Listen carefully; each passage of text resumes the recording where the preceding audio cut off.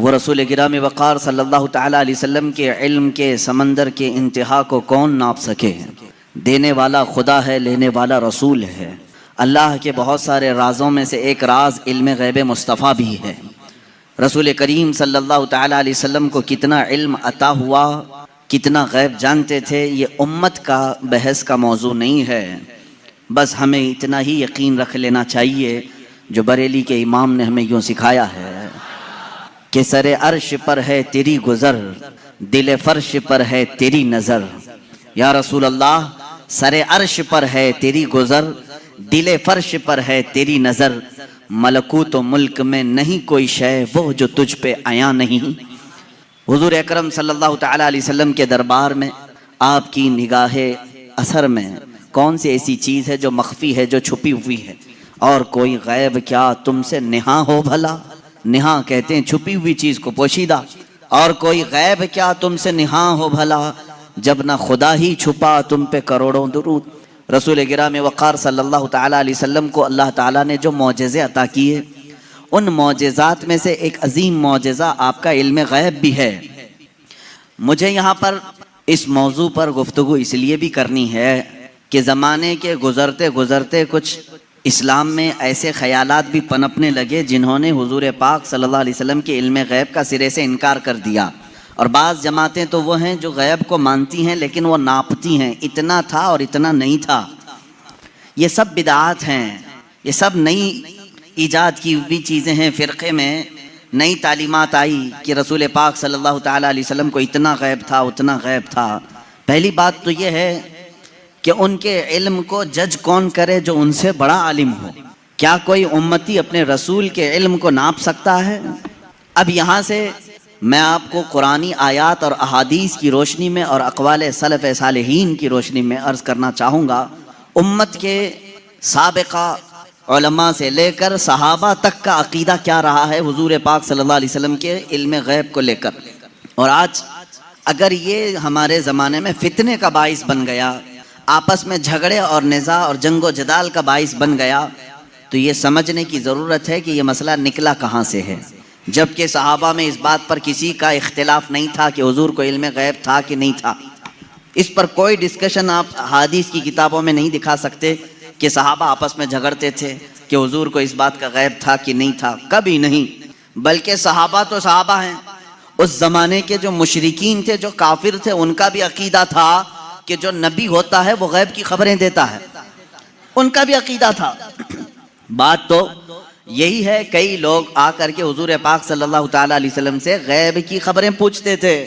اگر آپ اللہ کے نبی ہیں تو فلاں چیز بتا دیجئے، اگر آپ اللہ کے نبی ہیں تو فلاں چیز بتا دیجئے۔ تو ان کا حضور کے پاس آ کر کے اس طرح سوال کرنا، یہ اس بات کی دلیل ہے کہ کافروں کا بھی عقیدہ تھا کہ نبی غیب کی خبریں جانتا ہے۔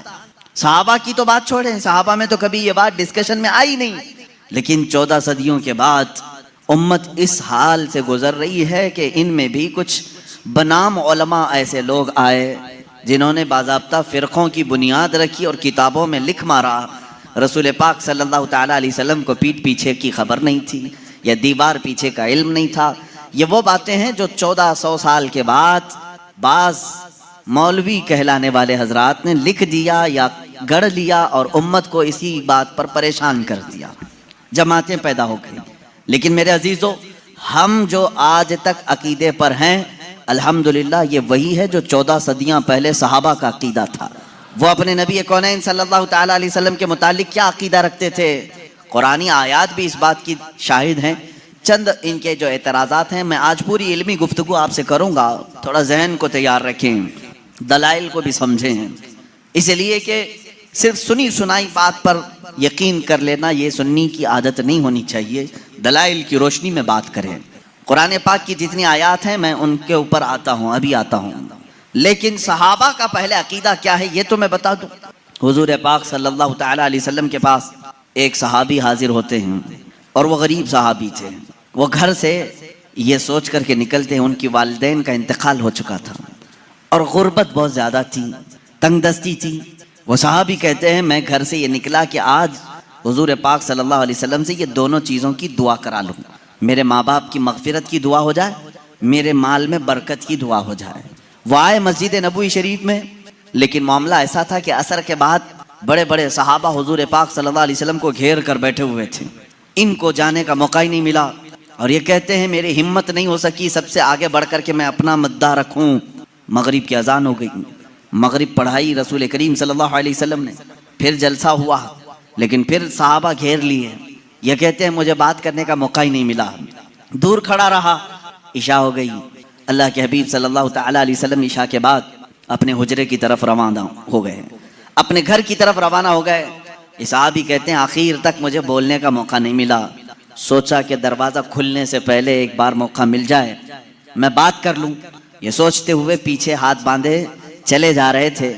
اللہ کے نبی صلی اللہ تعالیٰ علیہ وسلم آگے آگے چل رہے ہیں، دروازے کے قریب پہنچے، رسول کریم صلی اللہ تعالیٰ علیہ وسلم پلٹ کر کے دیکھتے ہیں اور اس صحابی سے کہتے ہیں جا اللہ تیرے والدین کی مغفرت فرمائے، اللہ تیری غریبی اور تنگ دستی کو دور فرمائے، ملی وہ مراد بھی جو کہہ نہ سکا لب سے، میرے سکوت پر بھی میرے شاہ کی نظر گئی۔ عزیزان گرامی، یہ صحابہ کا عقیدہ تھا، وہ کہتے ہیں کہ مجھے بولنے کی ابھی نوبت بھی نہ آئی، اللہ کے حبیب صلی اللہ تعالیٰ علیہ وسلم نے اسی بات کی دعا میرے لیے فرمائی جس بات کا میں گھر سے سوچ کر کے نکلا تھا۔ تو یہ صحابہ کا ایمان بھی تھا، یقین تھا کہ اللہ کے نبی صلی اللہ تعالیٰ علیہ وسلم غیب کی خبریں جانتے ہیں۔ اب اور دوسرے صحابہ کی بات میں بتاؤں، جنگ تبوک کے موقع پر، جنگ تبوک بڑی سخت جنگ ہوئی ہے اور مدینے سے تقریباً 800-900 کلومیٹر دور کا فاصلہ ہے تبوک۔ اللہ کے حبیب صلی اللہ تعالیٰ علیہ وسلم نے مدینے کے سارے جتنے بھی جوان تھے سب سے کہا تھا کہ اس جنگ میں شریک ہو جائیں، سب نکلے، 3 صحابہ پیچھے رہ گئے، اس میں حضرت کعب بن مالک رضی اللہ تعالیٰ عنہ جو حدیث کے راوی ہیں فرماتے ہیں مجھے کچھ ہوا تو نہیں تھا، ابھی جاؤں گا تبھی جاؤں گا، جیسے لوگ جماعت میں شریک ہونے کے لیے کاہلی کر جاتے ہیں آج کے زمانے میں صحابہ کو تمثیل یا تشبیہ نہیں دے رہا، لیکن وہ صحابی کہتے ہیں میرے ساتھ ایسا معاملہ ہوا کہ کوئی عذر نہیں تھا، لیکن میں سوچا کہ ابھی صبح جا کر کے جماعت میں مل جاؤں گا۔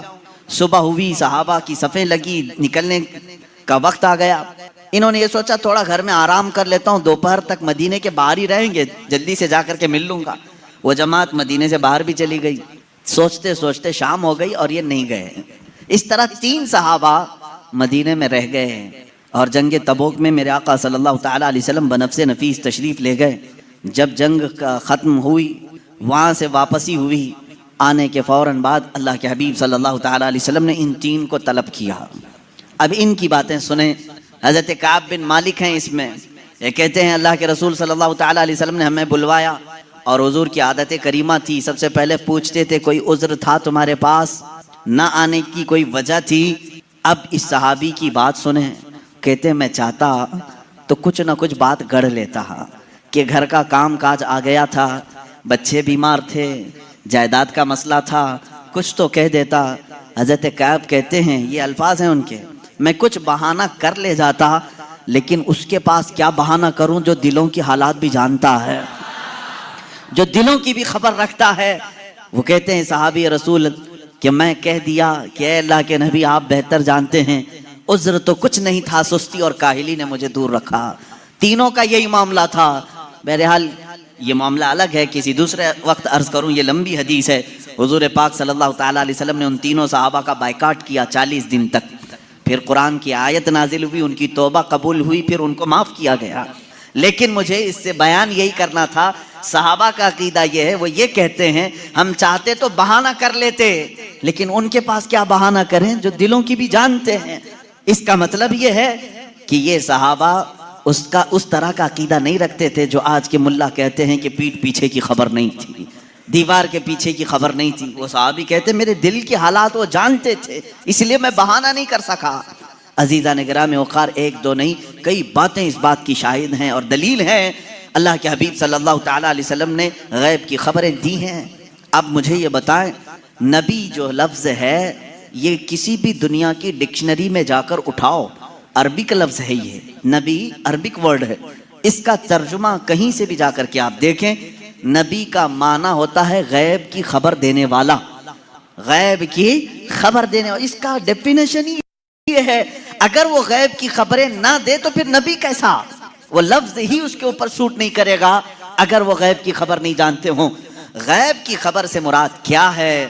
میرے عزیزو، جو ظاہر ہے ہم اس کو کہتے ہیں ظاہری خبر، اور غیب میں بہت ساری چیزیں آتی ہیں، زمینوں کا علم، آسمانوں کا علم، تمہارے نسب کا علم، تمہارے دلوں کے اندر چھپے ہوئے رازوں کا علم، تمہارے گھروں میں موجود خبروں کا علم، بہت ساری چیزیں آتی ہیں، یہ سب غیب میں آتی ہیں۔ اب حضرت عیسیٰ علیہ السلام کے متعلق قرآن کہہ رہا ہے وَأُبْرِئُ الْأَكْمَحَ وَالْأَبْرَصَ وَأُحْيِي الْمَوْتَى بِإِذْنِ اللَّهِ وَأُنَبِّئُكُم بِمَا تَأْكُلُونَ وَمَا تَدَّخِرُونَ فِي بُيُوتِكُمْ۔ حضرت عیسیٰ علیہ السلام کہتے ہیں کہ میں تمہیں وہ سب چیزوں کی بات بتا دوں گا، خبر دے دوں گا جو کچھ تم اپنے گھروں میں بیٹھ کر کھاتے ہو اور جو کچھ تم جمع کرتے ہو۔ یہ کون کہہ رہا ہے؟ عیسیٰ علیہ السلام۔ ان کی زبان میں قرآن بیان کر رہا ہے۔ قرآن یہ کہہ رہا ہے عیسیٰ علیہ السلام ان تمام چیزوں کی خبر دیتے تھے جو لوگ اپنے گھروں میں کھاتے ہیں، جو لوگ اپنے گھروں میں جمع کرتے ہیں۔ جب بنی اسرائیل کے نبی عیسیٰ علیہ السلام گھروں میں موجود کھانوں کی خبر دے سکتے ہیں، سید الانبیاء صلی اللہ تعالیٰ علیہ وسلم پوری امت کی خبر نہیں رکھ سکتے؟ عزیزان گرامی وقار، رسول گرامی وقار صلی اللہ تعالیٰ علیہ وسلم کتنا غیب رکھتے تھے کتنا نہیں، ایک الگ ٹاپک ہے۔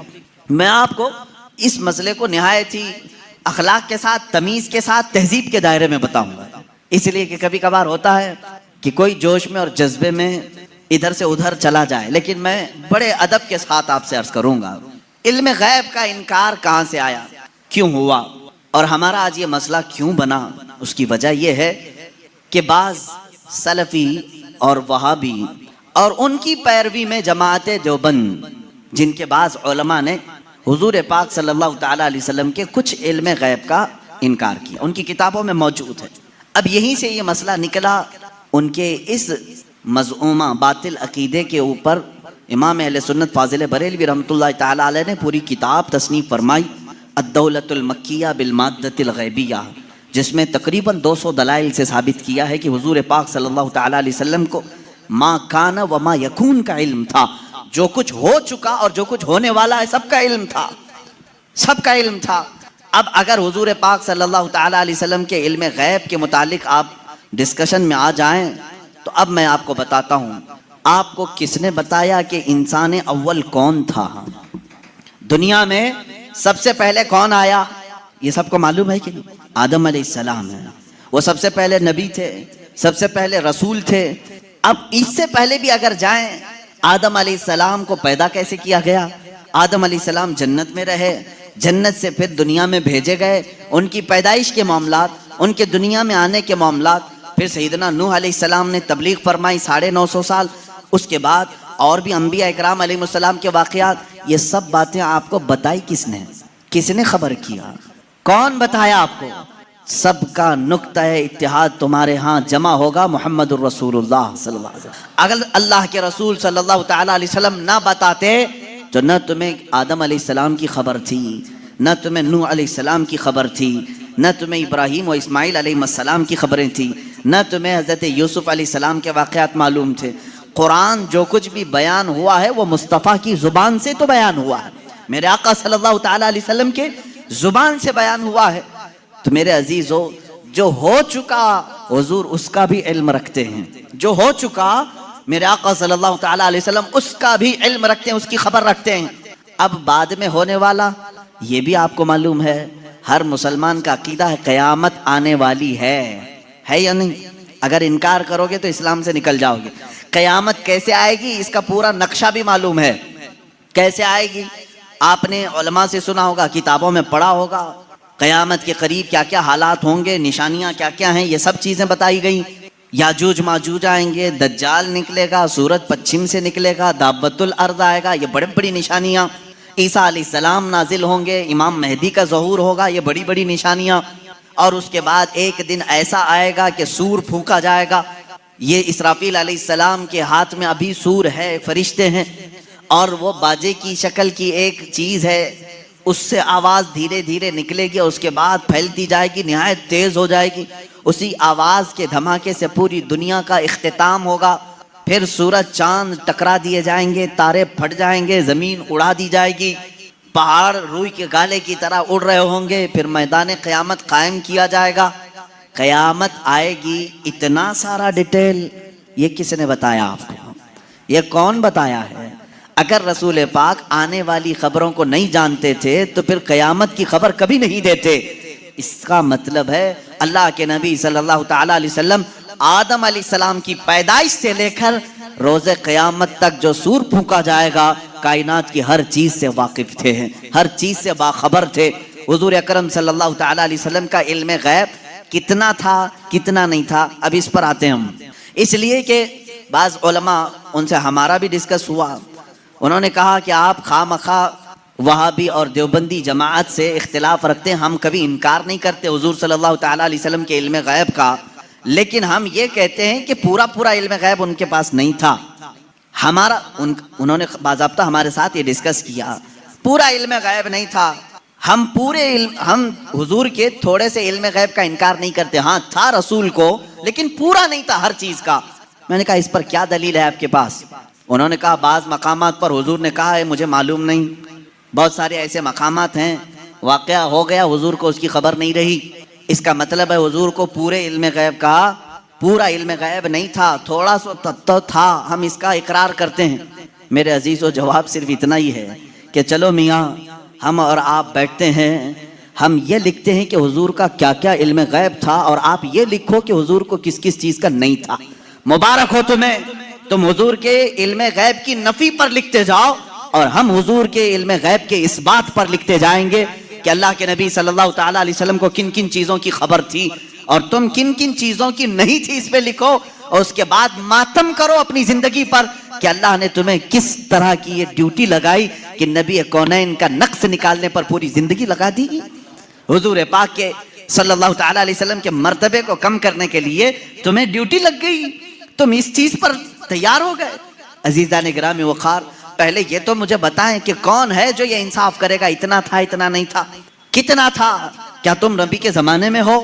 حضور پاک صلی اللہ تعالی علیہ وسلم سے تم نے کچھ پوچھا ہے اس بارے میں؟ چلو اگر 100 چیزوں کا علم تھا حضور صلی اللہ تعالی، یا علم غیب اگر 100 کو کہتے ہیں تو تم بتاؤ حضور کے پاس 70 تھا کہ 75 تھا کہ 80 تھا کہ 82 تھا؟ کوئی حد ہے تمہارے پاس؟ نہیں بتا سکیں گے، میرا چیلنج ہے۔ وہ کہتے ہیں بعض کا تھا، ارے میاں وہ بعض کی بھی تو تحدید کر دو، بعض کا مطلب کیا ہے؟ نہیں بعض کا علم غیب تھا، آج بھی وہ کہتے ہیں حضور کو بعض چیزوں کا علم غیب تھا۔ میں یہی کہتا ہوں وہ بعض کتنا تھا یہ آپ متعین کر کے بتا دو، چلو 30% تھا 40% تھا، پرسنٹیج نہیں بیان کر سکیں گے۔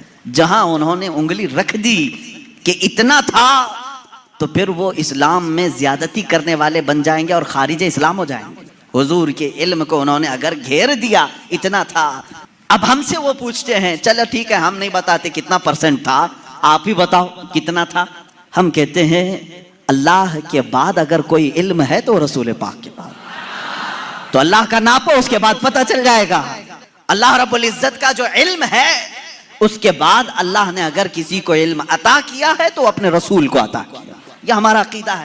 اب ہمیں معلوم نہیں اللہ کا علم کتنا ہے، اب ہم کو وہ اصل معلوم نہیں تو پھر جس کو عطا کیا اس کا کہاں ہم حساب کر سکیں گے۔ اب ایک ایگزامپل میں آپ کو بتا دوں، سیدنا خضر علیہ السلام جن کو خضر کہا گیا ہے، موسیٰ علیہ السلام اور حضرت خضر کا جو واقعہ ہے سورہ کہف میں ہے، انہوں نے خود کہا ہے کہ مجھے بعض چیزوں کی حکمت دی گئی۔ حضرت موسیٰ علیہ السلام حضرت خضر سے ملنے کے لیے گئے تھے، معلوم ہوگا آپ کو واقعہ۔ موسیٰ علیہ السلام اپنے زمانے کے جلیل القدر پیغمبر ہیں، آپ نے اللہ کی بارگاہ میں دعا کی کہ اے اللہ جو علم و حکمت سے بھرا ہوا تیرا بندہ ہے مجھے اس سے ملاقات کرا۔ اللہ نے فرمایا ایک مچھلی بھون کر کے لے چلو، سمندر کے کنارے کنارے چلتے رہو، جہاں یہ مچھلی زندہ ہو کر سمندر میں چلی جائے وہاں میرے اس بندے سے تیری ملاقات ہوگی۔ قرآن پاک میں یہ موجود ہے سورہ کہف میں۔ موسیٰ علیہ السلام اپنے غلام کے ساتھ لے کر چلتے رہے، ایک جگہ آرام کرنے کے لیے آپ رکے، سو گئے، مچھلی وہیں زندہ ہوئی، بھنی ہوئی مچھلی، تلی ہوئی مچھلی زندہ ہوئی اور سمندر میں کود گئی۔ غلام نے خبر نہیں کیا، اٹھایا نہیں۔ موسیٰ علیہ السلام آرام فرما رہے تھے، پھر جب بیدار ہوئے تو غلام بھول گئے، آگے چل پڑے۔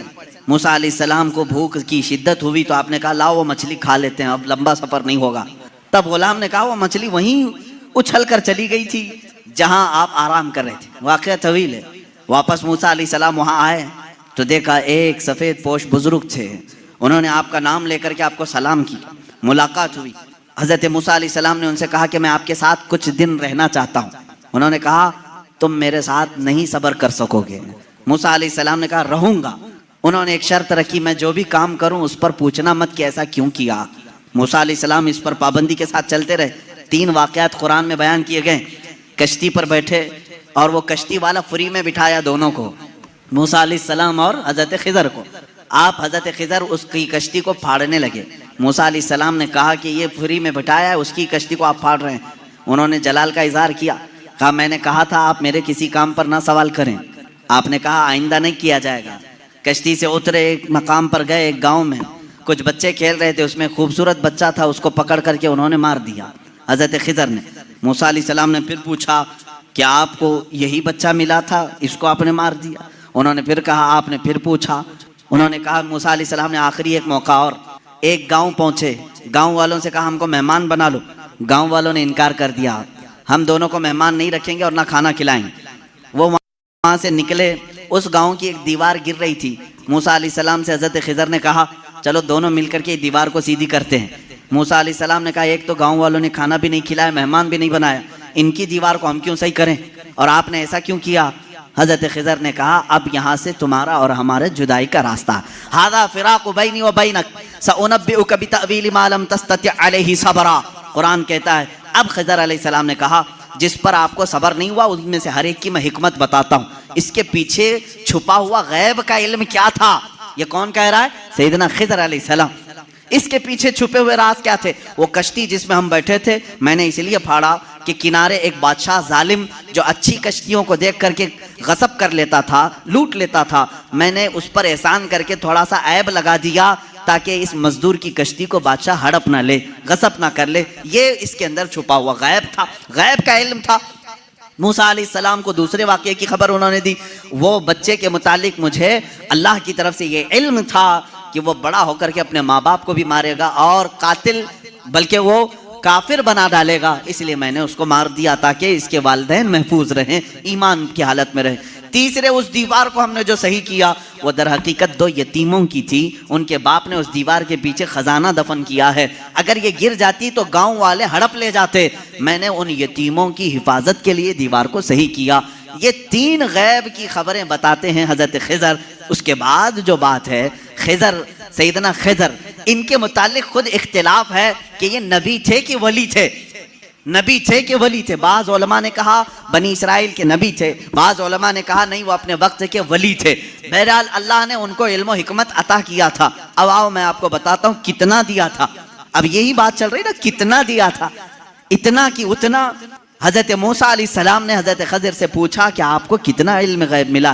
وہ سمندر کے سفر پر تھے, سمندر کو تو جانتے ہیں آپ, اس کا کنارہ کون دیکھا ہے, ادھر شروع ہوا کہ ادھر ختم ہوا معلوم ہی نہیں پڑتا. سمندر تو وہاں تک دکھتا ہے جہاں تک آسمان لگا ہوا دکھتا ہے. سمندروں کو آپ نے دیکھا ہوگا تو معلوم ہے, ہم نے سفر بھی کیا ہے, کوئی کنارہ سمندر کا دکھتا نہیں جلدی. حضرت خضر اس وقت کشتی میں بیٹھے ہوئے ہیں موسیٰ علیہ السلام کے ساتھ. ایک چڑیا اڑتی ہوئی آئی, بیٹھی, اس نے چونچ مارا اور سمندر سے قطرہ پانی پی اور اڑ کر چلی گئی. حضرت خضر کہتے ہیں علم الہی کی مثال سمندر کی طرح ہے, اور چڑیا نے جتنا قطرہ پانی اس میں سے پیا اتنا بھی مجھے نہیں ملا ہے. یہ کون کہہ رہا ہے؟ سیدنا خضر, بنی اسرائیل کے نبی, جن کے غیب کی خبریں موسیٰ علیہ السلام کو بتائی گئی. اتنا علم تھا ان کے پاس جو چڑیا سمندر کے قطرے میں, سمندر میں سے جتنا پی لے. میرے عزیزو, اب یہاں سے کتنا اور اتنا کا اندازہ وہی کر سکے گا جو علم الہی کو ناپا ہوگا. اللہ کا علم کتنا ہے. اب یہاں رسول کریم صلی اللہ تعالیٰ علیہ وسلم کے دربار میں آتے ہیں. اگر آپ سوال کرتے ہیں کتنا تھا کتنا نہیں تھا, تو یہ مسئلہ ہم ڈائریکٹ اللہ سے کیوں نہ پوچھ لیں؟ اے مولا, عطا کرنے والا تو ہے, لینے والا تیرا رسول ہے, تو ہی بتا دے کتنا علم تھا. قرآن کے پاک کی آیت آپ 4 پارے میں پڑھیں, 5ویں پارے میں پڑھیں. اللہ رب العزت فرماتا ہے وَعَلَّمَكَ مَا لَمْ تَكُنْ تَعْلَمْ وَكَانَ فَضْلُ اللَّهِ عَلَيْكَ عَظِيمًا. اے رسول, ہم نے آپ کو علم غیب کتنا دیا, کتنا دیا؟ فرماتا ہے میرا مولا اے رسول ہر اس چیز کا علم دیا جو آپ پہلے نہیں جانتے تھے. اب کیا کیا نہیں جانتے تھے تم طے کرو, پھر میں بتاتا ہوں. ہر اس چیز کا علم اللہ نے انہیں دیا ہے. تم اگر کہتے ہو رسول یہ نہیں جانتے تھے تو مولا تو کہہ رہا ہے جو رسول نہیں جانتے تھے میں نے دے دیا ہے. تم اگر کہو کہ حضور بچپن کی خبریں نہیں جانتے تھے، میں کہوں گا اللہ وہ بھی دیا ہے. تم اگر کہتے ہو پہلے کی خبر نہیں جانتے تھے، میں کہوں گا اللہ کہہ رہا ہے وہ نہیں جانتے تھے وہ بھی دیا ہے. تم کہتے ہو قیامت کے بارے میں رسول نہیں جانتے تھے، اچھا ہے تم جتنے نہیں جانتے تھے والے ورڈز لاؤ گے، قرآن کی آیت کے نیچے اللہ نے وہی فرمایا وَعَلَّمَكَ مَا لَمْ تَكُنْ تَعْلَمْ. اے رسول جو جو نہیں جانتے تھے سب میں نے دے دیا ہے. جو جو نہیں جانتے تھے، تم جو بھی کہو کہ یہ نہیں جانتے تھے، صاف کہو ہاں ٹھیک ہے نہیں جانتے تھے، لیکن اللہ کہہ رہا ہے رسول جو نہیں جانتے تھے وہ دے دیا ہے. اب تیرا لفڑا کس بات پر ہے؟ تیرا جھگڑا کس بات پر ہے؟ اللہ خود کہہ رہا ہے جو نہیں جانتے تھے وہ میں نے دے دیا. اب اس آیت نے پورا فیصلہ کر دیا ہے. اب یہاں پر آئیں ڈسکس ہوتا ہے تو بعض لوگ یہ کہتے ہیں قرآن کی آیت ہے، قرآن کہہ رہا ہے وَعِنْدَهُ مَفَاتِحُ الْغَيْبِ لَا يَعْلَمُهَا إِلَّا هُوَ. اللہ کے پاس غیب کے خزانوں کی چابیاں ہیں، کوئی دوسرا نہیں جانتا. ایک آیت ہے. دوسری آیت جو یہ پڑھ کر کے ہمیں سناتے بھی ہیں سلفی اور کہتے ہیں تم رسول کو علم غیب کہتے ہو، قرآن کہہ رہا ہے قُلْ لَا أَقُولُ لَكُمْ عِنْدِي خَزَائِنُ اللَّهِ وَلَا أَعْلَمُ الْغَيْبِ. اے رسول آپ فرما دیں میرے پاس اللہ کے خزانے نہیں اور میں غیب نہیں جانتا. یہ آیت میں صاف ہے اور میں چرا کر کے نہیں جاؤں گا، صاف پڑھ کر کے جاتا ہوں. جو ان کے اعتراضات ہیں کہتے ہیں کہ رسول کو اللہ نے خود کہہ دیا اے رسول آپ کہہ دیں میں غیب نہیں جانتا. رسول نے کہا امت سے دو چیزیں یہ بتاتے ہیں عندہ مفاتح الغیب لا يعلمها الا هو. اللہ کے پاس ہے غیب کے خزانے کی کنجیاں چابیاں، کوئی دوسرا نہیں جانتا. دو آیتیں. ایک تیسری آیت اور بھی پڑھتے ہیں اور یہ کہتے ہیں ان اللہ عنده علم الساعة وينزل الغيث ويعلم ما في الارحام وما تدري نفس ماذا تكسب غدا وما تدري نفس بأي ارض تموت. بے شک اللہ کے پاس 5 چیزوں کا علم ہے، اس کو کوئی دوسرا نہیں جانتا. قیامت کب آئے گی، بارش کب آئے گی، ماں کے پیٹ میں کیا ہے، یعلم ما فی الارحام وما تدری، اور کوئی آدمی یہ نہیں جانتا کہ کل کیا ہوگا. 5ویں چیز ہے کوئی یہ نہیں جانتا کہ کس زمین میں مرے گا. 21ویں پارے کی آیت ہے اللہ فرما رہے 5 چیزوں کا علم اللہ ہی کے پاس ہے. میرے عزیزو یہ سوالات کے بوچھار ہیں جو ایک سیدھے سادے بھولے بھالے سنی مسلمان کے سر پر لاد دیے جاتے ہیں اور اسے بوجھل کر کے کہا جاتا ہے قرآن جب یہ کہہ رہا ہے رسول کو کہ آپ کہہ دیں کہ میں غیب نہیں جانتا، اور اللہ کہہ رہا ہے کہ غیب کے خزانے کی چابیاں اسی کے پاس ہے کسی کے پاس نہیں، تو جواب دینا مشکل ہوتا ہے. بعض بندوں کو کہتے ہاں صحیح بات ہے ہمارے مولوی حضرات نے کچھ اور بتایا تھا، یہاں باتیں میں آج آپ کو کھل کر کے ان تمام چیزوں کی وضاحت کروں گا. ایک بات میں تقریباً یہاں پر 100 کتابوں سے ثابت کر سکتا ہوں. مصنفین، شارحین حدیث، سیرت نگار، محدثین، مفسرین قرآن، ان کی پوری جماعتوں کے تقریباً 100 ائمہ اکرام کی کتابوں سے ہم ثابت کر سکتے ہیں. ان ساری آیتوں میں اللہ نے جو فرمایا ہے کہ کسی کے پاس نہیں، اس کا مطلب کیا ہے؟ غیب کے خزانوں کی چابیاں کسی کے پاس نہیں. میرے عزیز اس سے کہو ہم بھی یہی مانتے اللہ کے سوا کسی کے پاس نہیں. پہلی آیت پر میں بات کر رہا ہوں. ہمارا بھی عقیدہ یہ ہے غیب کے خزانوں کی چابیاں صرف اللہ کے پاس ہے، لیکن اسی آیت میں یہ کہیں دکھا دو کہ اس خدا نے یہ بھی کہا ہو کہ میں کسی کو دیتا بھی نہیں. اس آیت میں مجھے یہ دکھا دو. یہ تو میں بھی مانتا ہوں کہ اللہ نے فرمایا غیب کے خزانوں کی چابیاں صرف اسی کے پاس ہیں، مالک وہی ہے، لیکن کیا اس نے اس آیت میں یہ بھی کہا کہ میں یہ کسی کو دیتا ہی نہیں؟ یہ مجھے بتا دو. کہیں کہا اللہ نے میں کسی کو دیتا ہی نہیں؟ لیکن میں تمہیں بتاتا ہوں اللہ دوسری جگہ فرما رہا ہے وَمَا كَانَ اللَّهُ لِيُطْلِعَكُمْ عَلَى الْغَيْبِ وَلَكِنَّ اللَّهَ يَجْتَبِي مِن رُّسُلِهِ مَن يَشَاءُ. اللہ رب العزت کے پاس علم غیب کے خزانے ہیں، کوئی دوسرا اس کا مالک نہیں. ہاں اللہ فرماتا ہے وَلَكِنَّ اللَّهَ، لیکن اللہ اپنے بندوں میں سے جسے چاہتا ہے غیب کے خزانے دیتا ہے. ایک طرف تو رب تعالیٰ فرما رہے ہیں. اب سمجھ میں آئی بات؟ دوسری آیت یہ نہیں پڑھتے، یہ چرا کے جاتے ہیں. میں نے یہ جو اعتراض کرتے ہیں وہ بھی آیت پڑھی اور جواب میں جو آیت پڑھنی چاہیے تھی وہ بھی میں نے پڑھی. اللہ نے فرمایا بالکل سچ ہے، ہمارا عقیدہ بھی یہی ہے غیب کے خزانوں کی چابیوں کا مالک صرف اللہ ہے، لیکن اس نے کہیں قرآن میں یہ نہیں کہا کہ میں چابیاں کسی کو نہیں دیتا. کہیں کہا اللہ تعالیٰ نے، بلکہ رسول سے پوچھتے ہیں. میرے آقا صلی اللہ تعالیٰ علیہ وسلم خود فرماتے ہیں، حدیث پاک ہے، صحیح حدیث ہے، اعطیت مفاتیح خزائن الارض. معراج کی رات آپ کو اللہ نے کیا کیا دیا؟ حضور فرماتے ہیں مجھے زمین کے سارے خزانوں کی چابیاں اللہ نے دی.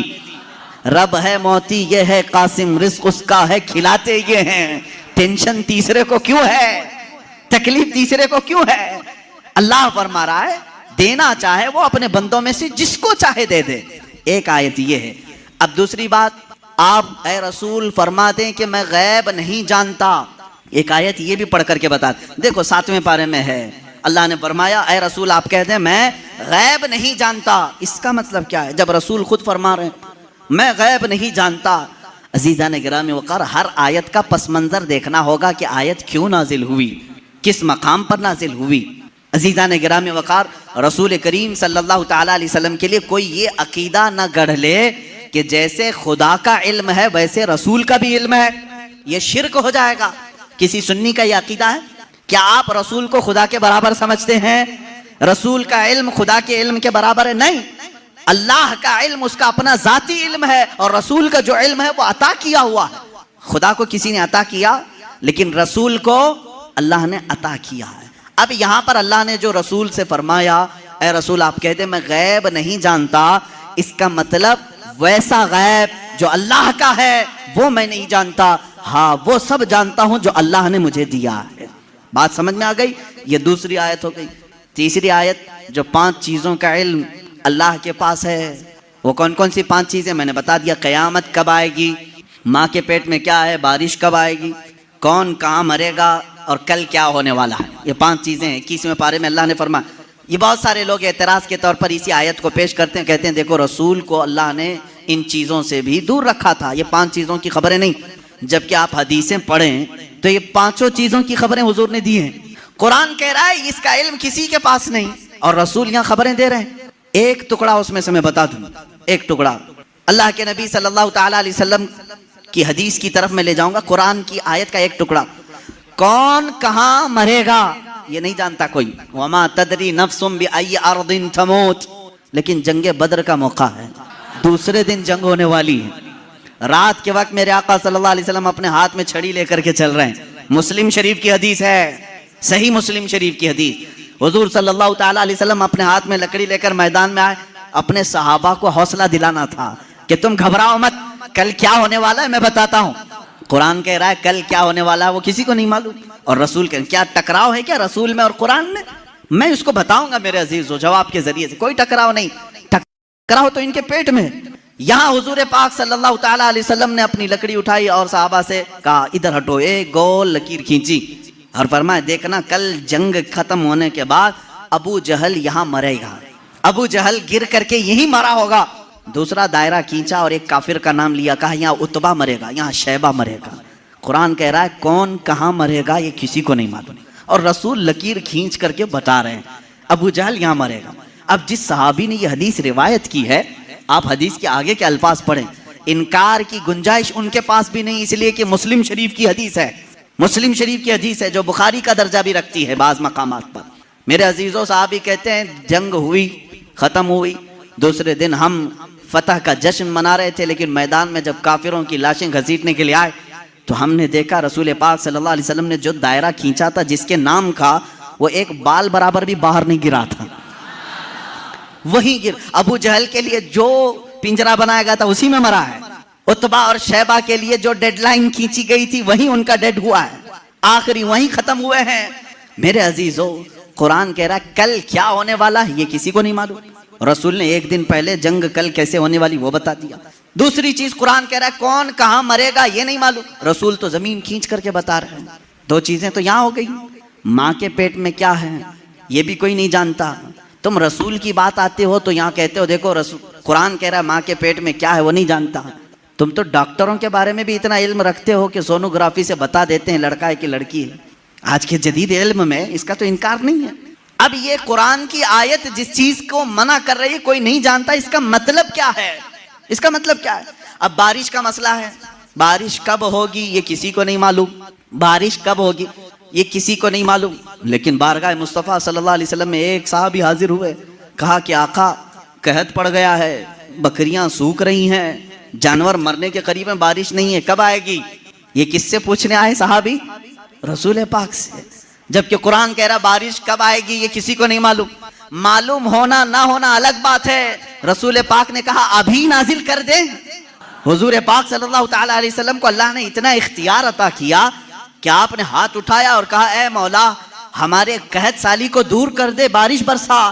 وہ صحابی کہتے ہیں ہمارے ہاتھ نیچے بھی نہیں ہوئے تھے کہ بارش شروع ہو گئی، اور اتنی ہوئی 8 دن تک ہوتی رہی۔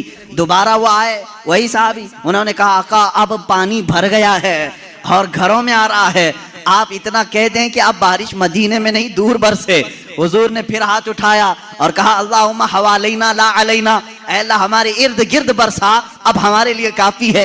وہ صحابی کہتے ہیں مدینے کے اوپر سے بادل چھٹ گیا، یہاں سکھا رہا، آس پاس بارش برستی رہی۔ تم تو انکار کر رہے ہو کہ رسول کو کب بارش آئے گی یہ نہیں معلوم، حدیث تو بتا رہی ہے رسول جب چاہیں آ جائے، جب چاہیں آ جائے۔ اب آیت کا کیا مطلب ہے؟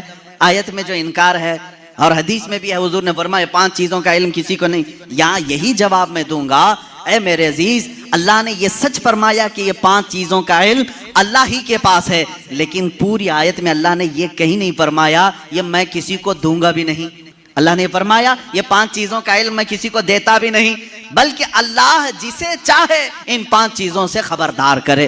جب عام بندوں کو اللہ ان 5 چیزوں سے خبر کر سکتا ہے تو اپنے غیب بتانے والے رسول کو کیا یہ 5 چیزوں کا علم نہیں دیا جائے گا؟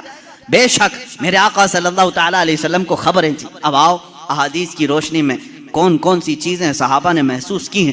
جنگ بدر کے قیدی جو تھے، وہ جو قید ہوئے تھے 70 لوگ تھے، ان کے بارے میں مشورہ ہو رہا تھا۔ بہت ساری چیزیں ہیں غیب کی خبروں میں، مشورہ ہو رہا تھا کہ کیا کیا جائے۔ بعض نے کہا ان کو مار ڈالیں، جلا دیں، بہت انہوں نے ستایا ہے مسلمانوں کو، لیکن حضرت ابوبکر صدیق رضی اللہ تعالیٰ عنہ کے مشورے پر عمل ہوا۔ انہوں نے کہا ان سے فدیہ لے کر کے چھوڑ دیا جائے۔ حضور پاک صلی اللہ تعالیٰ علیہ وسلم ہر ایک قیدی کو باری باری بلا رہے تھے کہ تمہارے پاس جو ہے وہ لے آؤ، مال دو اور آزاد ہو جاؤ، کیونکہ انہوں نے تلوار اٹھائی تھی، تلوار اٹھانے کا یہ جرم ہے، اب آزاد ہو۔ دوسری قومیں تو چھوڑتی نہیں، تلوار اٹھانے والے کو مار دیا جاتا ہے یا جیل میں ڈالا جاتا ہے۔ یہ میرے آقا کا رحم تھا کہ فدیہ دے کر کے انہیں چھوڑا جا رہا تھا، اس لیے کہ یہ بعد میں پھر دائرہ اسلام میں آئیں گے، چھوڑا جا رہا تھا۔ انہی قیدیوں میں حضور کے چچا عباس بھی تھے، وہ ایمان لائے ہوئے نہیں تھے، کافروں کی طرف سے لڑنے کے لیے آئے تھے۔ عباس وہ بھی قیدیوں میں تھے، چچا ہیں۔ حضور صلی اللہ تعالیٰ علیہ وسلم کے پاس پہنچے، کہا اے چچا آپ تو ان کے دشمنوں کے ساتھ آئے تھے، فدیہ دو اور آزاد ہو جاؤ۔ کہا میرے پاس کچھ بھی نہیں ہے، میرے پاس کچھ بھی نہیں ہے، مال کچھ بھی نہیں ہے۔ حضور پاک صلی اللہ تعالیٰ علیہ وسلم نے کیا فرمایا جانتے ہیں؟ کہتے ہیں چچا جب مکہ سے نکلے تھے اپنی بیوی ام الفضل کو ایک گٹھری آپ نے سکوں کی دی تھی، فلاں جگہ چھپانے کے لیے کہا تھا، وہ گٹھری منگوائیں اور فدیہ دیں اور آزاد ہو جائیں۔ اللہ اکبر۔ حضرت عباس کہتے ہیں یہ راز تھا میرا اور میری بیوی کا، یہ محمد عربی صلی اللہ علیہ وسلم جنگ کے میدان میں بتا رہے ہیں چچا آپ گھر سے نکلتے وقت جو پیسوں کی تھیلی اپنی بیوی کو سپرد کر کے آئے تھے اور کہا تھا فلاں جگہ چھپا کے رکھنا، کسی کو بتانا مت، حضور یہ تک بتا رہے ہیں۔ حضرت عباس نے کہا میں فدیہ تو لاؤں گا لیکن پہلے کلمہ طیبہ بھی پڑھ لوں گا۔ دائرہ اسلام میں آئی حضرت عباس رضی اللہ تعالیٰ عنہ حضور صلی اللہ تعالیٰ علیہ وسلم پر ایمان لائے۔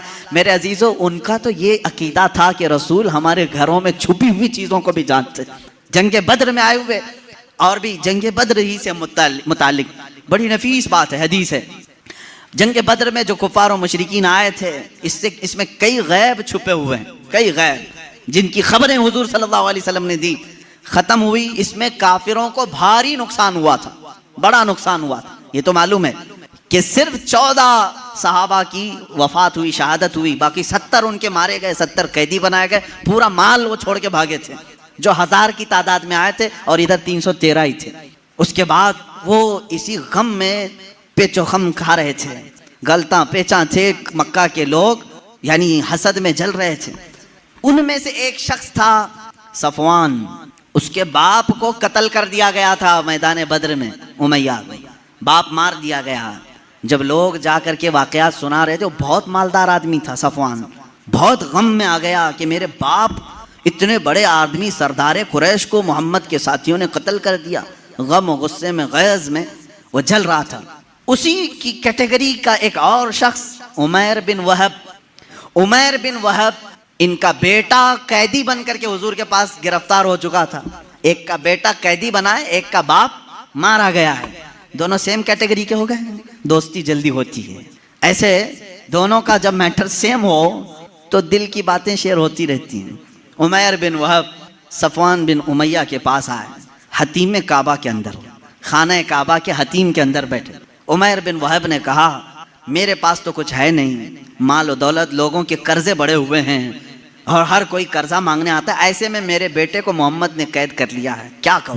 صفوان نے دیکھا سیم میٹر میرا بھی ہے، مجھے بھی بدلہ لینا ہے، اس کا بھی ہے، ایک کام کرتے ہیں۔ اس نے آفر دیا، کہا اے عمیر تیرے سارے قرضے چکا دوں گا، پلس انعام دوں گا اور میری طرف سے تلوار دوں گا، بس تو محمد کا قتل کر کے آ صلی اللہ تعالیٰ علیہ وسلم۔ دونوں خفیہ میٹنگ کرتے ہیں خانہ کعبہ کی حتیم میں بیٹھ کر، اور اس کے بعد صفوان نے اپنی تلوار کو زہر میں بجھا کر آگ میں تپا کر کے کہ کسی کو تھوڑا زخم بھی دے دیا جائے تو وہ مر جائے، اتنی زہریلی تلوار عمیر بن وہب کے ہاتھ میں تھی۔ عمیر بن وہب کو شیطان قریش کہتے تھے کہ سب کو بھڑکانے والا، جنگ بدر میں لانے والا عمیر بن وہب یہ زہریلی تلوار لے کر مدینے آئے۔ مدینے جس وقت یہ پہنچا، یہاں حالات کیسے تھے؟ مسجد نبوی کے اندر وہ قیدی بندھے ہوئے تھے، حضور پاک صلی اللہ تعالیٰ علیہ وسلم اندر ہیں، حضرت عمر فاروق رضی اللہ تعالیٰ عنہ چند صحابہ کے ساتھ پہرا دے رہے تھے، اور حضرت عمر جہاں کھڑے ہوں کس کی مجال ہے کہ اندر جائے۔ جب وہ قریب آیا، ابھی قریب آ رہا تھا عمیر بن وہب، حضرت عمر بالکل چونک گئے اور اس کے بعد اپنے ساتھیوں سے کہا خذوا ھذا الکلب، پکڑو اس کتے کو، یہ آیا کیوں ہے مدینہ؟ یہ بدر میں دشمن بن کر کے آیا تھا، یہ الفاظ ہیں حدیث پاک میں، کہا اس کتے کو پکڑو جو پورے لوگوں کو بھڑکا کر کے بدر میں لے آیا تھا، اور جھپٹ پڑے اس پر اور اس کے گلے میں رومال ڈال کر کے اس کو پھندا بنا لیا۔ کہا کیوں آیا ہے؟ کہا نہیں بس بیٹے سے ملنے آیا تھا، بیٹے سے ملنے آیا تھا، میرا بیٹا قیدی ہوا ہے تمہارے ہاں، دیکھوں تو کچھ حال چال پوچھ لوں، اس لیے آیا ہوں۔ تو حضرت عمر نے کہا اس کو پکڑے رہو، پہلے میں اجازت تو لے لوں رسول پاک سے۔ اندر گئے، کہا یا رسول اللہ صلی اللہ تعالیٰ علیہ وسلم عمیر بن وہب آیا ہے، قریش کا وہ بھڑکانے والا آدمی جو جنگ بدر میں سارے لوگوں کو اکسا رہا تھا، اور مجھے لگتا ہے اس کی نیت صحیح نہیں ہے۔ کون کہہ رہا ہے؟ عمر ابن خطاب رضی اللہ تعالیٰ عنہ۔ حضور کے جو محب تھے وہ بھی لوگوں کی نظریں دیکھ کر پہچانتے تھے، کہتے ہیں مجھے اس کی نیت صحیح نہیں لگ رہی ہے۔ حضور پاک صلی اللہ علیہ وسلم نے فرمایا اس کو اندر تو لے آؤ، میں بھی پوچھوں کہ کس لیے آیا ہے۔ حضرت عمر اسی طرح پھندا ڈال کر کے اندر لے آئے۔ رسول کریم صلی اللہ تعالیٰ علیہ وسلم نے بات کرنا چاہی، اس کے حلق میں اٹک رہا تھا۔ حضرت عمر سے کہا چھوڑ دو اس کو، بات کرنے دو۔ تلوار بھی ہے عمیر بن وہب کے پاس، زہریلی تلوار جو لٹکی ہوئی ہے۔ رسول کریم صلی اللہ تعالیٰ علیہ وسلم کے اوپر کبھی کسی کا رعب طاری نہیں ہوا، کبھی حضور پاک کے جسم اقدس پر کسی کا رعب طاری نہیں ہوا۔ نہایت ہی سنجیدگی کے ساتھ اللہ کے نبی صلی اللہ تعالیٰ علیہ وسلم نے پوچھا اے عمیر کیوں آنا ہوا مدینے؟ اس نے کہا بیٹے کی خیر خیریت کے لیے آیا ہوں، میرا بیٹا قیدی بن کر کے آپ کے ہاں آیا ہے۔ حضور نے فرمایا نہیں یہ مقصد نہیں ہوگا تیرا، یہ مقصد تو نہیں ہوگا، سچ سچ بتا۔ کہا نہیں بیٹے کی خبر لینے کے لیے ہی تو آیا ہوں۔ حضور نے فرمایا بیٹے کی خیریت پوچھنے کے لیے تلوار لے کے کیوں آئے ہو؟ تلوار کی کیا ضرورت ہے؟ اس نے تلوار نیچے پھینک دیا اور کہا ان تلواروں کا کیا؟ جنگ بدر میں تو آپ نے دیکھا ہمارے پاس تلواریں تھی پھر بھی ہم کامیاب نہیں ہوئے، ان تلواروں کا کیا لینا؟ وہ باتیں بنا رہا تھا جیسے سامنے والے کو یوں سمجھا ہو کہ نہیں جانتا ہے۔ وہ تلوار نیچے رکھ کر کے کہہ رہا ہے تلوار سے کیا ہونا جانا ہے، کچھ تو نہیں ہوگا۔ حضور پاک صلی اللہ تعالیٰ علیہ وسلم جلال میں کہا عمیر بن وہب چپ ہو جاؤ، وہ بات بتاؤ جو مکہ کے حتیم میں بیٹھ کر صفوان کے ساتھ تم کر کے آئے ہو، حتیم کعبہ کے اندر بیٹھ کر کے تم نے جو صفوان کے ساتھ ڈیلنگ کی ہے، معاہدہ کیا ہے، وہ بات بتاؤ۔ یہ رسول پاک صلی اللہ علیہ وسلم نے جیسی کہا عمیر بن وہب کہتا ہے میرے بدن میں راشا طاری ہو گیا، کپ کپی طاری ہو گئی، اس لیے کہ یہ بات میرے اور صفوان کے درمیان راز تھی، مکہ میں تیسرا کوئی نہیں جانتا تھا، مدینے میں بیٹھا ہوا تاجدار مدینہ میری خبر دے رہا ہے۔ عمیر بن وہب نے کہا اشہد انک محمدن رسول اللہ، میں گواہی دیتا ہوں کہ آپ اللہ کے سچے رسول ہیں۔ تلوار چھوڑ دی، ایمان لے آئے۔ حضرت عمر نے گلے سے گلے لگا لیا اور اس کے بعد باہر آ کر کے کہتے ہیں صحابہ سے اے لوگوں پہلے مجھے یہ شخص خنزیر سے زیادہ ناپسند تھا لیکن ایمان لایا ہے، اب مجھے میرے عزیز بیٹے سے زیادہ محبوب ہے۔ یہ ایمان کی علامت بھی ہے۔ اللہ کے نبی صلی اللہ تعالیٰ علیہ وسلم نے وہ خبر دی جو حتیم کعبہ میں بیٹھ کر کے وہ راز و نیاز سے باتیں کر رہے تھے۔ اس لیے میرے عزیزو جب آپ اپنے گھر میں تنہائی میں بیٹھ کر کے یاد کریں اس یقین کے ساتھ یاد کرو کہ میرا نبی سن رہا ہے، میرے آقا کو اس کی خبر ہے۔ اب رہی بات وہ زندگی میں جانتے تھے، بعد وفات بھی جانتے ہیں۔ یہ بھی دلیل ہمارے پاس. پہلے ہم زندگی ہی کی بات کر لیں، ظاہری زندگی کی. اللہ کے نبی صلی اللہ تعالیٰ علیہ وسلم کے ساتھ ایک بار نہیں کئی مرتبہ یہ معاملہ آتا ہے. جنگ موتا یہ جارڈن کی سرزمین پر ہے، اردن، جس کو عربی میں اردن کہتے ہیں، انگلش میں جارڈن. جنگ موتا یہ بڑی خطرناک جنگ ہوئی ہے صحابہ کے ساتھ. اس میں رسول کریم صلی اللہ تعالیٰ علیہ وسلم شریک نہیں تھے، مدینہ طیبہ میں تھے چند صحابہ کے ساتھ. اس میں صحابہ گئے، حضرت جعفر طیار رضی اللہ تعالیٰ سپہ سالار بن کر کے گئے تھے. حضرت جعفر طیار حضور صلی اللہ تعالیٰ علیہ وسلم کے چچیرے بھائی ہیں، حضرت مولا علی کرم اللہ وجہہ الکریم کے سگے بھائی ہیں جعفر بن ابی طالب. یہ سپہ سالار بن کر کے گئے. وہاں پر بازنطینی لوگوں سے سخت ترین مقابلہ تھا. مدینے میں میرے آقا صلی اللہ تعالیٰ علیہ وسلم بیٹھے ہوئے ہیں، جنگ موتا ہو رہی ہے. آج آپ جا کر کے کیلکولیٹ کر کے دیکھ لینا مدینے سے جارڈن کا فاصلہ کتنا ہے، کافی زیادہ ہوگا. وہ ایک الگ کنٹری ہے، آج یہ سعودی عرب الگ کنٹری ہے. دوپہر کا وقت ہے، اللہ کے نبی صلی اللہ تعالیٰ علیہ وسلم مسجد میں بیٹھے ہیں، صحابہ سامنے ہیں. حضور اکرم صلی اللہ تعالیٰ علیہ وسلم اچانک آپ کی آنکھوں میں آنسوں کا قطرہ ہے. آپ نے فرمایا جنگ موتا میں جعفر طیار کے ہاتھ میں علم تھا لیکن وہ شہید کر دیے گئے، شہید کر دیے گئے. پھر فرمایا اب علم عبداللہ بن رواحہ کے ہاتھ میں ہے. حضور صلی اللہ تعالیٰ علیہ وسلم یہاں صحابہ کو بتا رہے ہیں. تھوڑی دیر کے بعد حضور نے فرمایا عبداللہ بھی شہید کر دیے گئے. ایک اور صحابی کا نام لیا. پھر اس کے بعد حضور صلی اللہ تعالیٰ علیہ وسلم نے فرمایا اے میرے صحابہ اب علم اس کے ہاتھ میں ہے جس کو سیف اللہ کہا جاتا ہے، یعنی اللہ کی تلوار کے ہاتھ میں اب جھنڈا آیا ہے. کون ہے؟ خالد بن ولید کے ہاتھ میں ہے. اللہ رب العزت خالد بن ولید کے ہاتھ میں فتح رکھا ہے. اس کے بعد شام ہوئی، صحابہ اکرام کو حضور نے بشارت دے دی، خوشی مناؤ کہ جنگ موتا میں اسلام کو فتح نصیب ہوئی، مسلمان غالب آئے.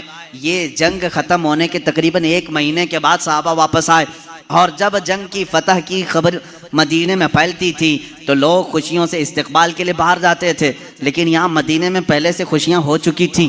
1 مہینے کے بعد وہ صحابہ آئے اور وہ آ کر کے حالات بیان کرنا چاہ رہے تھے. صحابہ نے کہا رکو رکو، ہم خود بتاتے ہیں جنگ موتا میں کیا کیا ہو رہا تھا. وہ کہتے ہیں کیا پہلے جھنڈا جعفر ابی طالب کے پاس نہیں تھا؟ کہا ہاں تھا. وہ شہید ہو گئے، ان کے بعد عبداللہ کے پاس تھا؟ کہا ہاں تھا. کہا ان کے بعد زید بن حارثہ کے پاس تھا؟ کہا ہاں ان کے پاس تھا. پھر جھنڈا خالد بن ولید کے ہاتھ میں آیا اور فتح ہو گئی. وہ صحابہ کہتے ہیں ہم لڑنے کے لیے گئے تھے، تم مدینے میں بیٹھے تھے، خبریں تم دے رہے ہو. ان صحابہ نے کہا ہاں بات ہمارے علم غیب کی نہیں، رسول اللہ کے علم غیب کی ہے. جس وقت تم جنگ کے میدان میں تھے اللہ کے نبی پورے موتا جنگ کا نقشہ ہمیں مدینے میں بتا رہے تھے. عزیزان گرامی وقار، اسی کو امام اہل سنت فاضل بریلوی نے فرمایا ہے سر عرش پر ہے تیری گزر، دل فرش پر ہے تیری نظر، ملکوت و ملک میں نہیں کوئی شے وہ جو تجھ پہ آیا نہیں. یا رسول اللہ اور کوئی غیب کیا تم سے نہا ہو بھلا، جب نہ خدا ہی چھپا تم پہ کروڑوں درود. عزیزان گرامی وقار، بے شمار واقعات میں صحابہ کہتے ہیں ہمیں معلوم تھا، اللہ کے نبی صلی اللہ تعالیٰ علیہ وسلم کو اس کی خبر تھی. اب اپنے بعد ہونے والے حالات کو جو حضور نے بیان کیے وہ خود ایک الگ ٹاپک ہے. قیامت کی نشانیاں، رسول کریم صلی اللہ تعالیٰ علیہ وسلم نے کیا کیا نہیں بیان کیا. ایک صحابی حضرت حذیفہ بن یمان رضی اللہ تعالیٰ عنہ، یہ ایک ایسے صحابی ہیں، یہ ان کی خصوصیت یہ تھی حضرت عمر فاروق ان کو دیکھتے رہتے تھے. کیوں جانتے ہیں؟ یہ راز حضور صلی اللہ تعالیٰ علیہ وسلم کے کچھ رازوں سے یہ واقف تھے. حضرت حذیفہ، حضرت عمر جو ہے جب بھی کسی کا جنازہ ہوتا تو سب سے پہلے صفوں میں حضرت حذیفہ کو دیکھتے تھے. اگر حضرت حذیفہ نماز میں ہیں تو حضرت عمر نماز پڑھتے تھے، اگر حضرت حذیفہ نہیں ہوتے تو حضرت عمر بھی نماز نہیں پڑھتے. کیوں؟ کیا بات ہے؟ کیا چیز ایسی تھی؟ آپ سے پوچھا گیا امیر المومنین کیا بات ہے، کیوں آپ حذیفہ کو تلاش کرتے ہیں اور جب حذیفہ جماعت میں ہو تو آپ نماز پڑھتے ہیں جنازے کی، وہ نہ ہو تو نماز جنازہ نہیں پڑھتے؟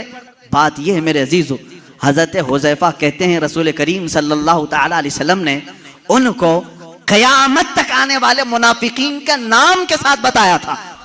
فلاں بن فلاں منافق ہے، فلاں بن فلاں منافق ہے، فلاں بن فلاں منافق ہے. حضرت حذیفہ کہتے ہیں میں نے سب نام یاد رکھے. حضرت عمر کہتے ہیں یہ راز رسول کے جانکار تھے اور یہ جانتے تھے کہ کون مرا ہے، مومن مرا ہے کہ منافق مرا ہے. حضرت حذیفہ جس جنازے میں شریک ہوتے حضرت عمر کہتے مومن کا جنازہ گیا، جہاں نہیں ہوتے وہ خود ہی دور ہٹ جاتے. حضرت حذیفہ نہیں ہے اس کا مطلب ہے دال میں کچھ کالا ضرور ہے. میرے عزیزو، حضور اکرم صلی اللہ تعالیٰ علیہ وسلم نے انہیں نام کے ساتھ بتایا تھا کیا یہ غیب کی خبر نہیں ہے؟ یہ غیب کی خبر نہیں ہے کس کے دل میں کیا چھپا ہے؟ ایمان اور نفاق تو یہ دل کی کیفیت کا نام ہے۔ حضور اکرم صلی اللہ تعالیٰ علیہ وسلم نماز کی حالت میں ہوں اور صحابہ اکرام پیچھے نماز پڑھ رہے ہوں، تب بھی حضور فرماتے ہیں تمہارے رکوع اور سجدے بھی مجھ سے چھپے ہوئے نہیں، تم اپنے دلوں میں جو سوچتے ہو وہ بھی خبریں اللہ تعالیٰ مجھ پر منکشف فرماتا ہے۔ اب حضرت حذیفہ رضی اللہ تعالیٰ عنہ فرماتے ہیں، وہی حدیث سن لیں، حضور اکرم صلی اللہ تعالیٰ علیہ وسلم ایک دن اپنے حجرے سے باہر آئے، ممبر پر کھڑے ہو گئے، فجر کی نماز پڑھا کر ممبر پر کھڑے ہو گئے، خطبہ دیتے رہے۔ حضرت حذیفہ کہتے ہیں ظہر کی اذان ہو گئی، ظہر کی نماز پڑھائی، حضور پاک صلی اللہ علیہ وسلم پھر ممبر پر چڑھے، خطبہ دیتے رہے، عصر ہو گئی، عصر کے بعد پھر خطبہ دیا، مغرب ہو گئی، مغرب کے بعد پھر خطبہ دیا، عشاء ہو گئی۔ اتنا لمبا خطبہ پوری زندگی پاک میں کبھی نہیں تھا۔ حضرت حذیفہ رضی اللہ تعالیٰ عنہ اس حدیث کے راوی میں فرماتے ہیں یہ وہ دن تھا جب میں تنہا نہیں اور بھی صحابہ تھے، اللہ کے نبی صلی اللہ تعالیٰ علیہ وسلم نے اپنی وفات کے بعد سے لے کر قیامت تک آنے والے ہر فتنے کو حضور نے خطبے میں بیان کیا، اور حضرت حذیفہ فرماتے ہیں اتنے فتنے، کون کس فتنے کا بانی ہوگا، کون فاؤنڈر ہوگا، کون سی جماعتیں تشکیل پائیں گی، کتنے فرقے بنیں گے، اور فرقے کا فاؤنڈر کون ہوگا اس کے نام کے ساتھ حضرت حذیفہ کہتے ہیں 300 فتنوں کے بانیوں کے نام تو مجھے یاد ہیں، حضور صلی اللہ تعالیٰ علیہ وسلم ممبر پر بیان کر رہے ہیں۔ اور ایک حدیث حضرت ابو ہریرہ سے ہے، حضور صلی اللہ تعالیٰ علیہ وسلم اپنے ہاتھ میں 2 کتابیں لیے ہوئے تھے، پوچھا حضرت ابو ہریرہ نے کیا ہیں؟ حضور نے فرمایا یہ ایک ہے، اس میں سارے جنتیوں کے نام ہیں، اس میں سارے جہنمیوں کے نام، اس کی بھی خبر اللہ نے رسول پاک کو عطا کی تھی۔ اب کون سی چیزوں کو تم نکالو گے کہ یہ نہیں جانتے تھے، وہ نہیں جانتے تھے، کون جنتی ہے اور کون دوزخی ہے، اس کی خبر بھی میرے آقا صلی اللہ تعالیٰ علیہ وسلم عطا فرما رہے ہیں، بلکہ جنت کے اندر پہنچنے والوں کی خبریں، دوزخ میں کون جائے گا ان کی خبریں، قبروں کے متعلق، یہاں تک کہ ایک حدیث پاک ہے حضور صلی اللہ تعالیٰ علیہ وسلم گزر رہے تھے، ایک جگہ قبرستان کے کھڑے ہو گئے اور آپ نے ایک بیری کے درخت کی ٹہنی شاخ کو توڑ کر ان قبروں پر لگایا، ہرے ہرے پتے تھے۔ صحابہ نے پوچھا یا رسول اللہ صلی اللہ تعالیٰ علیہ وسلم کیا بات ہے؟ آپ نے یہ پتوں کو ان کی قبروں پر رکھا، یہیں سے پھول چڑھانے کا ثبوت بھی ہمیں ملتا ہے۔ حضور پاک صلی اللہ تعالیٰ علیہ وسلم نے ہری بھری ٹہنیاں لگائی۔ حضور اکرم صلی اللہ تعالیٰ علیہ وسلم فرماتے ہیں میں گزر رہا تھا، میں نے دیکھا ان دونوں قبروں پر عذاب ہو رہا ہے، ان دونوں قبروں پر عذاب ہو رہا ہے، اور دونوں کو عذاب کس وجہ سے ہو رہا ہے یہ بھی میرے آقا نے فرمایا۔ ایک چغلی کرتا تھا اور دوسرا پیشاب کے چھینٹوں سے نہیں بچتا تھا، پیشاب کے جو قطرے ہیں وہ اڑ کر کپڑے میں لگتے ہیں، اس پر بھی عذاب دیا جا رہا ہے قبر میں۔ حضور اکرم صلی اللہ تعالیٰ، اسی لیے کسی بھی مومن کو یہ زیب نہیں دیتا کہ وہ کھڑے ہو کر کے پیشاب کرے اور چھینٹے اپنے بدن پر اچھالے، یہ مسلمان کو زیب نہیں دیتا، ورنہ وہ قبر میں عذاب میں گرفتار ہوگا۔ پیشاب کے چھینٹوں سے اپنے آپ کو بچاؤ، اس سے بیماریاں بھی آتی ہیں، نسیان کی بیماری، جو پیشاب کے چھینٹوں سے اپنے آپ کو نہیں بچاتا اس کو بھولنے کی بیماری لگ جاتی ہے، بار بار بھولے گا، حافظہ کمزور ہوگا، اور پلس عذاب الگ۔ حضور اکرم صلی اللہ تعالیٰ علیہ وسلم فرماتے ہیں دونوں قبروں پر میں نے ٹہنیاں اس لیے رکھی کہ ہر ہرا پتا اللہ کی تسبیح بیان کرتا ہے، جب تک وہ تازہ ہوتے ہیں اللہ کی تسبیح بولتے ہیں پتے، اور ان کی تسبیح پڑھنے سے ان کے قبر کے عذاب میں تخفیف ہو جاتی ہے، عذاب ان کا ہلکا ہو جاتا ہے۔ اب سمجھ گئے آپ، قبر پر ٹہنیاں لگانے کا ثبوت اسی حدیث پاک سے ہے۔ پھول بھی تازے ہم اس لیے ڈالتے ہیں کہ وہ تسبیح پڑھیں اور قبر والے کو اس کا فائدہ ہو۔ ہاں، اولیاء کاملین کے مزارات پر اس لیے کہ ان کے درجات میں بلندی ہو، عذاب میں تخفیف گنہگاروں کے لیے، اور جو نیکوکار ہیں ان کے درجات میں بلندی کے لیے، دونوں بھی مقصد ٹھیک ہیں۔ حضور اکرم صلی اللہ تعالیٰ علیہ وسلم نے قبر کے اندر کے حالات بھی بیان فرمائے، قبر کے اندر کے حالات۔ ایک بار خطبے کے لیے کھڑے ہوئے لوگوں سے پوچھا اے لوگوں کچھ پوچھنا ہے مجھ سے پوچھ لو، کچھ پوچھنا ہے مجھ سے پوچھ لو۔ ایک صحابی حضرت عبداللہ انہوں نے پوچھا کہ یا رسول اللہ صلی اللہ علیہ وسلم میرے باپ کون ہیں، میرا باپ کون ہے؟ لوگ ان کو تانا مارتے تھے۔ حضور صلی اللہ تعالیٰ علیہ وسلم نے فرمایا عبداللہ تیرے باپ کا نام حذافہ ہے، حذافہ ہے، اور تحقیق کے بعد یہی بات ثابت ہوئی، ان کے والد عبداللہ بن حذافہ، حذافہ ان کے والد تھے۔ حضور صلی اللہ تعالیٰ علیہ وسلم کو اس کی بھی خبر ہے کون کس کا بیٹا ہے، اس کی بھی خبر ہے۔ اب بعد وفات کی بات بھی میں بتا دوں، کیا حضور صلی اللہ تعالیٰ علیہ وسلم کو ان کی وفات کے بعد کی خبر ہوگی کہ نہیں ہوگی؟ رسول کریم صلی اللہ تعالیٰ علیہ وسلم کو وفات کے بعد خبر ہے یا نہیں؟ حیات بعد الممات یہ میرا خود الگ ایک عنوان رہے گا، حیات النبی، لیکن حضور کی وفات کے بعد وہ اپنی امت کو جانتے ہیں کہ نہیں جانتے؟ عزیزان گرامی، ایک صحابی کہتے ہیں حضور صلی اللہ تعالیٰ علیہ وسلم سے، انہوں نے عرض کیا آقا میں آپ سے قریب ہونے کے لیے کیا کروں؟ حضور صلی اللہ تعالیٰ علیہ وسلم کی وفات کے بعد کی بات پوچھ رہے ہوں۔ حضور نے فرمایا تم کثرت سے درود پڑھو، کثرت سے درود پڑھو۔ انہوں نے پوچھا، ہر اس صحابی نے اچھا کیا جو پوچھا، اس زمانے میں وہ فتویٰ بھی دیا جا سکتا ہے۔ انہوں نے پوچھا یا رسول اللہ صلی اللہ علیہ وسلم کیا آپ کی وفات کے بعد، موت کے بعد میرا پڑھا ہوا آپ تک پہنچے گا؟ یہی تو سوال ہے دوسروں کا، اور انہوں نے سنیوں کا بوجھ بھی ہلکا کیا، کوئی شک میں نہ رہے۔ حضور پاک صلی اللہ علیہ وسلم نے جواب میں بھی اتنا ہی نہیں فرمایا پہنچے گا، بلکہ یوں فرمایا صحابی کو، وہ اور لوگ ہیں جن کے مرنے کے بعد ہڈیاں گل جاتی ہیں، جسم سڑ جاتا ہے۔ ان اللہ حرم علی الارض ان تأکل اجساد الانبیاء فنبی اللہ حی یرزق۔ اللہ کے نبی فرماتے ہیں، حدیث ہے، بے شک اللہ نے زمین کو حرام کر دیا ہے، وہ نبیوں کے جسموں کو کھا نہیں سکتی۔ اللہ کے نبی زندہ ہوتے ہیں اور رزق بھی دیے جاتے ہیں، ان کو رزق دیا جاتا ہے۔ تم جو درود پڑھتے ہو صرف پہنچتا نہیں، میرے آقا فرماتے ہیں جس نے درود پڑھا میں اسے بھی جانتا ہوں، اس کے باپ کو بھی جانتا ہوں۔ پڑھو درود مبارک، اللہم صلی علی سیدنا محمد وعلی آلہ واصحابہ وبارک وسلم ابدا۔ رسول کریم صلی اللہ تعالیٰ علیہ وسلم فرماتے ہیں میں اس کو بھی جانتا ہوں، اس کے باپ کو بھی جانتا ہوں۔ غیب کی خبریں رکھنے والا وہ رسول کبھی یہ نہیں فرمایا کہ مدینے سے بھیجے گا تو جانتا ہوں، مکے سے بھیجے گا تو جانتا ہوں، مطلق فرمایا افریقہ سے بھیجے، ہندوستان سے بھیجے، پاکستان سے بھیجے، جہاں سے بھی بھیجے، چاہے اس کے باپ کا نام جیسا بھی ہو، لیکن میرے آقا نے فرمایا میں اس کو بھی جانتا ہوں، اس کے باپ کو بھی جانتا ہوں۔ اے مسلمانوں فخر کرو اس بات پر، قربان جاؤ اس بات پر۔ ایک درود ایسا ہے، ایک عبادت ایسی ہے جب ہم یہاں پڑھتے ہیں ہمارے باپ کا تذکرہ مدینے میں ہو رہا ہوتا ہے، میرے آقا کی جالیوں کے سامنے ہمارے باپ کا نام تک پہنچ جاتا ہے۔ اس سے بڑی خوش قسمتی تمہاری اور کیا ہو سکتی ہے جب نبی کو فرشتہ جا کر یہ بتا رہا ہو یا رسول اللہ فلاں کا بیٹا فلاں ابھی درود پڑھا ہے اور آپ کی بارگاہ میں پہنچایا جا رہا ہے۔ فرشتے پہنچاتے ہیں۔ بعض وہ ہیں حضور فرماتے ہیں جن کے درود کو میں خود سنتا ہوں، بعض وہ ہیں جن کے درود کو میں خود سنتا ہوں، اور بعض وہ ہیں جن کے درود کو اللہ کے ملائکہ فرشتے مجھ تک پہنچایا کرتے ہیں۔ یہ کب تک پہنچاتے ہیں اس کی بھی کوئی لمٹ نہیں، جب تک قیامت نہ آ جائے رسول پاک ہر امتی کی خبر رکھتے ہیں۔ میرے عزیزو یہ عقیدہ کیوں ضروری ہے میں آپ کو بتاتا ہوں۔ ظالموں نے، انگریزوں نے، یہودیوں نے، ان کے اندر ایک جماعت ہے مستشرق، جس کو اورینٹلائزم کہا جاتا ہے۔ یہ مستشرق ہیں، یہ اسلام کو پڑھتے ہیں، ہوتے یہودی ہیں، عیسائی ہیں، مشنری کے لوگ اسلام کو پڑھتے ہیں، قرآن پڑھتے ہیں، حدیث پڑھتے ہیں، عالم بھی بن جاتے ہیں، اور پھر ہماری یونیورسٹیز میں پڑھاتے بھی ہیں اور لوگوں کے درمیان اسلام کی باتیں کرتے ہیں، لیکن کچھ نہ کچھ اس میں سے اعتراض نکال کر کے مسلمانوں کے عقیدے میں کشمکش لانا چاہتے ہیں، وسوسے ڈالنا چاہتے ہیں۔ ایسے ہر زمانے میں رہے، آج بھی خود مصر میں جامعہ قاہرہ یونیورسٹی کا نام ہے، قاہرہ یونیورسٹی، وہاں پر آج بھی وہ یہودی اسلامی تعلیمات پڑھا رہے ہیں، فقہ اسلامی پڑھاتے ہیں، وہ ہے نہیں مسلمان لیکن اسلامی تعلیمات سے خوب واقف ہیں۔ اور انہوں نے ایک گولڈ زہر نام کا شخص تھا جو مستشرق ہے، اس نے کتابیں لکھی، وہ حدیث بھی اور قرآن کی تفسیر بھی جانتا تھا۔ حیرت ہوگی آپ کو، دنیا کی سب سے بڑی ڈکشنری حدیثوں کو تلاشنے کے لیے بڑا مسئلہ تھا کہ کون سی حدیث کہاں ہے، بخاری میں ہے کہ مسلم میں ہے، مشکات میں ہے، ترمذی میں، ابو داؤد میں، نسائی میں، ابن ماجہ میں، حدیث کی ہزاروں کتابیں، کہاں کون سی حدیث ملے گی۔